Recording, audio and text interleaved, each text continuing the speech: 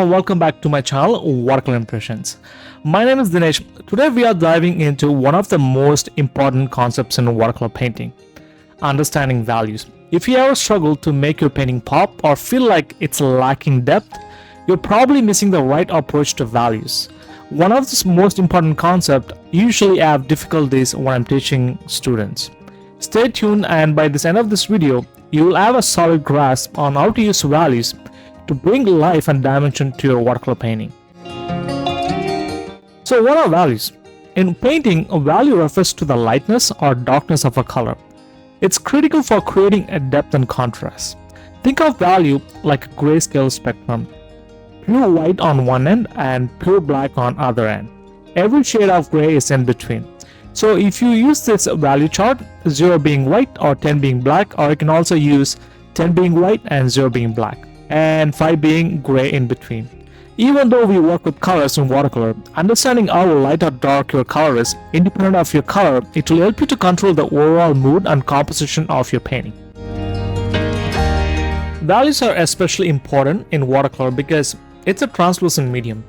Unlike opaque paints, watercolors rely on layers, so controlling value becomes even more essential. That's why they call watercolors is a master medium. So you have to master the layers as well as understand the values to get a realistic look. If your painting looks flat or washed out, the chances are you're not getting enough contrast in your values. By mastering values, you can guide the viewer's eye to the focal points of your painting, giving a three-dimensional quality. Whenever I paint, I personally think about if this painting looks 3D or is the object looks 3D. If it doesn't, I try to achieve the 3D look by increasing the contrast and matching the values from a reference. One of the best ways to practice thinking in terms of value is to create a value scale. Take one color, let's say a neutral tint like Pion's Gray or any other color, and mix with the different amounts of water to create a range from light to dark. If you want to learn how to do blending in watercolors, you can also go and check out this video on my YouTube channel, Absolute Beginner Series, how to do blending in watercolors. This exercise will help you understand how to dilute your colors to achieve different values. These are some of the demo I showed in my classes to show that creating this blending with a different range of values and how you can use the values to create three-dimensional look on different objects. Now that we have established what values are, let's apply into an actual subject. We'll be using this reference to do a painting, but we have to simplify our values. I've done a lot of painting, so it's intuitive for me, but I usually recommend students or beginners to use softwares that simplifies the value for you. I will show you how to do it in Photoshop on the steps. The first step is open your image and go to Image, Adjustment, Hue and Saturation. And in the Hue and Saturation, and bring the saturation all the way to down, like -100. Then I go to Filter Gallery. Then I go to Paint Depths. And I usually bring the sharpness all the way down and bring the brush size as I desired. It's usually 14 or 15 is good because you don't have to see a little bit of details in our reference. And you could see that how it simplified our value structure, and it also not focused on the bogged down on the details, it giving the big value scale for us. Okay, let's apply what we learned so far, and I usually start with a simple sketch. And if you want, you can also add like some more details as well. And I also sped up this video 5 times, so don't think that I'm sketching this fast. I wish I could do that fast. And again, I also have the reference, the values, and the simplified value as well. Because when we do the washes, it's easier to do the first wash and slowly build it up. As in watercolors, we have to start with the lightest wash and the mid-tones, then the darkest tone. Usually the lightest value in most of the painting is the sky. So I usually start with the sky because that's a bigger shape in our reference. I will slowly build it up. And you can see that I kept the sky a little bit lighter because I want to create the depth and I want to bring this all the way down. And you can also see that there is also a white building, so I'm going to leave the white building as it is. And you can also see that I started with this green moss on the water, and now I'm adding the blue water. Usually whatever the sky color is, I try to replicate it, but it's coming close to us, so the value is a little bit darker, as you can see in the reference. And I'm also making some impression of waves just to create some wave impressions. So now I'm starting with the first wash for the CN tower, which is the background. Again, even though the values are a little bit darker, I usually try to keep it light because that creates depth and contrast in a watercolor painting. And whenever I do the first wash, I think about what is the light, how the buildings or anything looks like, because I think about I'm painting the light first, because usually the shadows are a little bit of a darker value, so I'll be slowly building it up.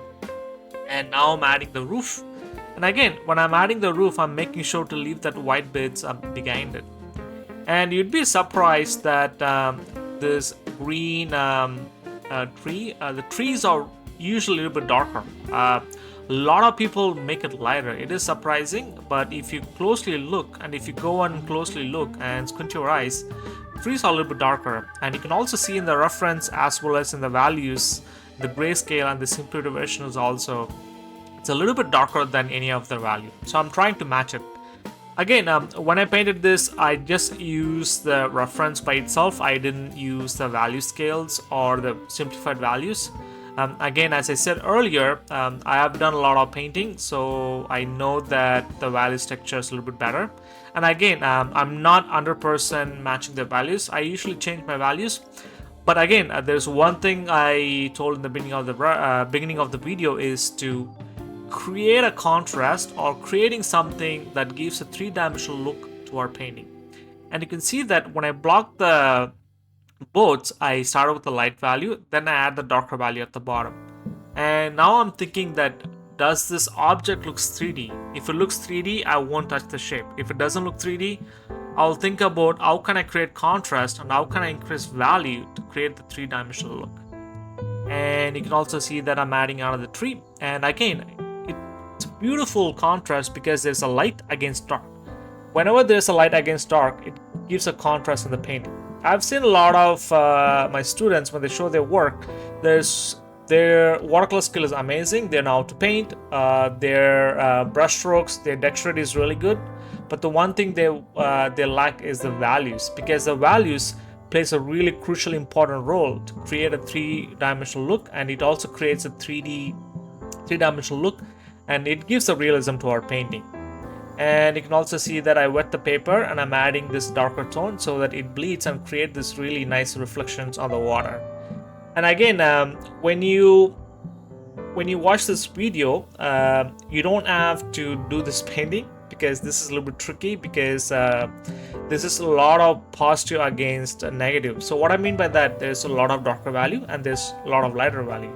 And you can see that the tree is darker, so it will be reflecting darker value on the water as well.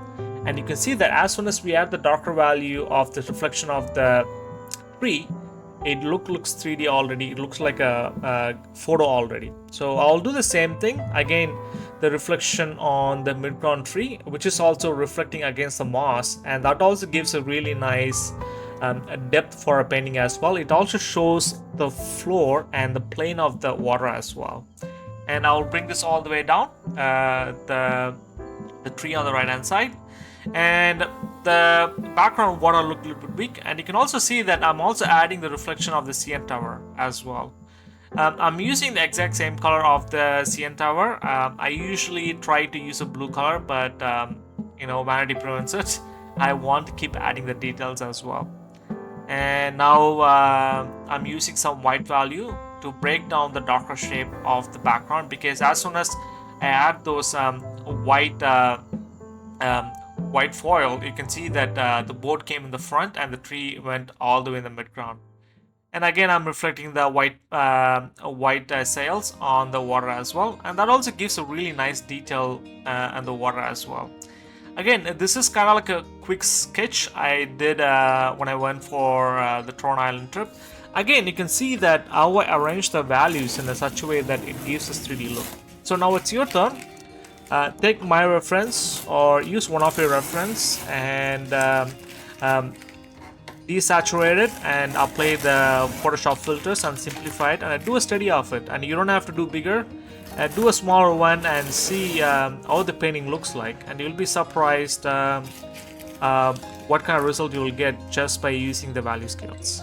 Thank you once again for watching this painting tutorial. Please feel free to share your thoughts in the video in the comment section below. If you have any other watercolor related topics you'd like me to cover, reach out to me at watercolorimpressions@gmail.com or leave a comment down below. Don't forget to give this video a thumbs up and be sure to hit the subscribe button to become a part of our learning community. By subscribing, you will receive weekly upload notifications and stay updated on our channel and share with your fellow artists, friends and family. And good luck with your painting, folks.